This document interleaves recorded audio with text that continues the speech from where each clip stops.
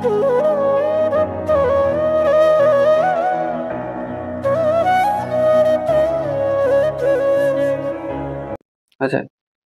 কালকে যে আলোচনাগুলো হয়েছে, আলোচনা হচ্ছে আমাদের মধ্যেই কথাবার্তা উঠে এসেছিল যে তিনটা জিনিস, একটা মানে জিনিসের নামই হচ্ছে তিনটে বলা হয়েছে, যেটা হচ্ছে আমরা চৈতন্য রাখি।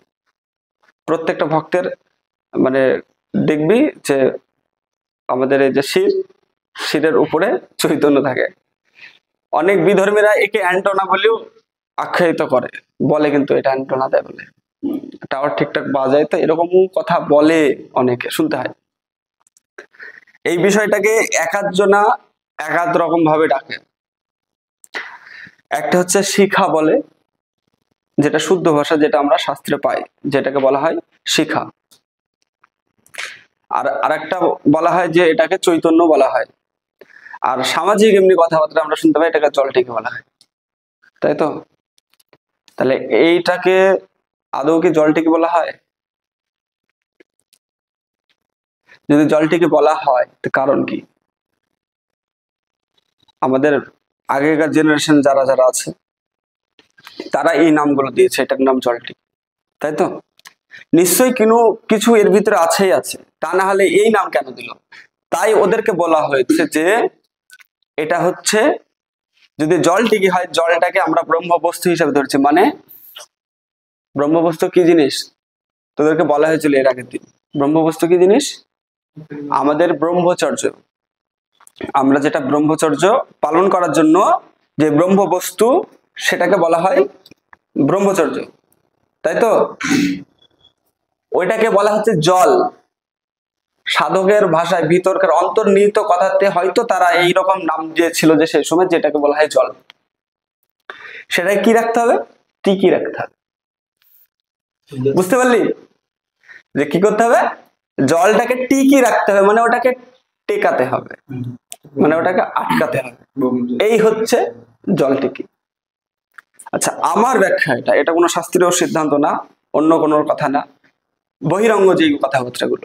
কেউ যদি ভাবে যে শাস্ত্রের সিদ্ধান্তের সাথে মিলাবে, হয়তো না মিলতেও পারে, কিন্তু বাইরের কথা দিয়ে যদি ভাবে তাহলে বুঝতে পেরেছে। এই জলটা টিকে যদি রাখা হয় কি হবে? তার আগের স্টেপ, সেটা হচ্ছে চৈতন্য সত্তা, মানে চৈতন্য জ্ঞানের উদয় হবে। চৈতন্য জ্ঞানের উদয় হলে কি হবে? জ্ঞান কোনটাকে বলা হয়? সামাজিক যেটা জ্ঞান, সেটাকে জ্ঞান বলা হয়। আমরা স্কুল কলেজে যেগুলো পড়াশোনা করি, ওগুলো কিসের জ্ঞান? কি কারণে জ্ঞান? ওটাও প্রয়োজন। কি প্রয়োজন? কিসের জন্য? যে প্রয়োজন তখনই আমরা ইতিহাস সম্বন্ধে কিন্তু কেউ কিছু জানি না। যদি ছোটবেলা থেকে দেখি আমরা, ইতিহাস কবে কি হয়েছে সেটা আমরা জানি না। বিশ্ব ব্রহ্মাণ্ডের যেদিন থেকে শুরু হয়েছে সেদিন থেকে আজ পর্যন্ত ধরতে গেলে ইতিহাস, ভূগোল সম্বন্ধে জানতে হবে, অঙ্ক কিন্তু সারা জীবন লাগবে। হয়তো আমরা পড়াশোনাতে কোনো ইন্টারেস্টই করি না, ভালো লাগছিল পড়তে, কিন্তু একটা সময়, আমি বলে দিলাম এগুলো মিলে নিবি, যে একটা সময় তোদেরকে এই গ্রন্থগুলোই, এই ইতিহাস সম্বন্ধে জানার জন্য বাইরে থেকে বই কিনে এনে পড়তে হবে বাড়িতে। কবে মোগল সাম্রাজ্য কে কি করেছিল ওটা এক সময় লাগবে, ভূগোলটা এক সময় লাগবে, অঙ্কটা তো সারা জীবন সব সময় লাগবে। তাহলে এগুলোরও কাজ আছে। বাংলা যদি না পড়তে পারিস তাহলে কি হবে? কোনো আমাদের হিন্দু সনাতন শাস্ত্রের গ্রন্থ কিচ্ছু পড়তে পারবি না। যে আসবে আস্তে করে আসতে বলো ওখান থেকে, আসতে কেউ দেখ।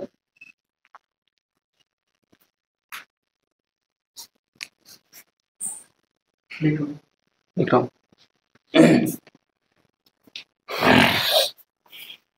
তাহলে আমাদের বৈদিক সাহিত্যটা জানতে গেলে কি করতে হবে? বাংলা পড়তে হবে। বাংলাটা না পড়লে শাস্ত্র গ্রন্থ খুলে পড়তে পারবে না। এবারে শুদ্ধ চৈতন্য তখনই আসবে যখন এই জলটা টিকে রাখা যাবে, শুদ্ধ জ্ঞান আসবে। মানে শুদ্ধ জ্ঞান তবে তুমি জ্ঞানটা বুঝতে পারবে, সাধারণ মানুষ যেটা বুঝতে পারে না, যদি এই কারোর ভিতরে ব্রহ্মচর্য একবার যদি ভিতরে মানে ঢুকে যায়, সে যদি সম্পূর্ণভাবে ব্রহ্মচর্যের উপরে থাকতে পারে, সে সাধারণ ভাবে সবকিছু বুঝতে পেরে যাবে। সাধারণ মানুষ যেটা একবারে বুঝতে পারে না, সেটা তোরা দেখেই বুঝতে পেরে যাবে, এমনি তৈরি হয়ে যাবে মাথার মধ্যে। এটার এমন একটা ক্ষমতা, এমন একটা পাওয়ার। আর চৈতন্যের উদয় যদি হয় তাহলে কি হবে? শিখা। প্রথমে কথা, শিখা মানে তেজ দত্ত, ভিতরে একটা তেজ বহির প্রকাশ হবে। আমরা দেখি রাস্তাঘাটে চলাফেরা করতে গেলে যে অনেকে অনেক ছেলে হয়ে ছেলেদেরকেও দেখতে খুবই ভালো লাগে, দেখবে মানে মনে মনে ভাবি কিন্তু ছেলেটা খুব ভালো দেখতে।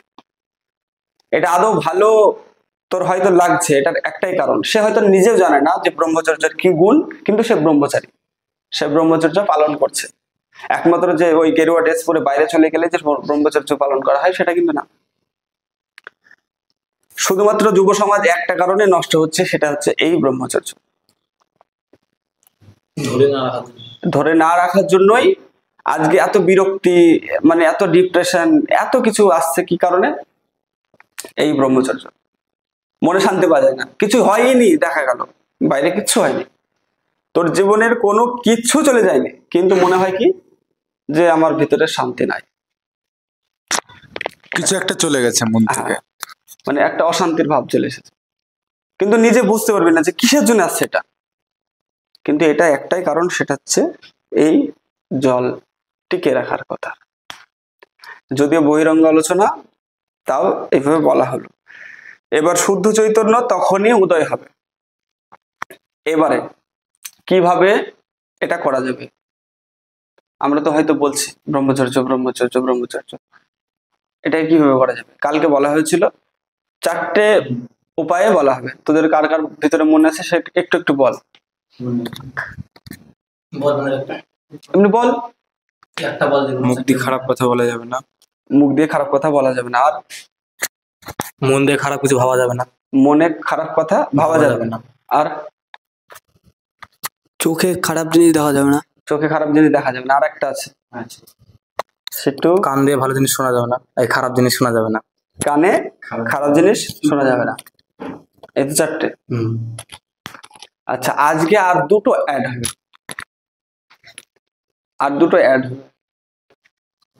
সেটা হচ্ছে জোরে কেউ যদি প্রয়োজন ছাড়া কথা বলে সেটাতে ব্রহ্মচর্যের ক্ষতি হয়, এটাতে ব্রহ্মচর্যের ক্ষতি হয়।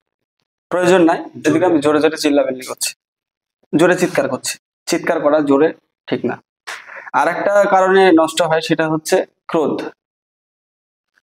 ক্রোধের বশবর্তী হয়েও নষ্ট হয়।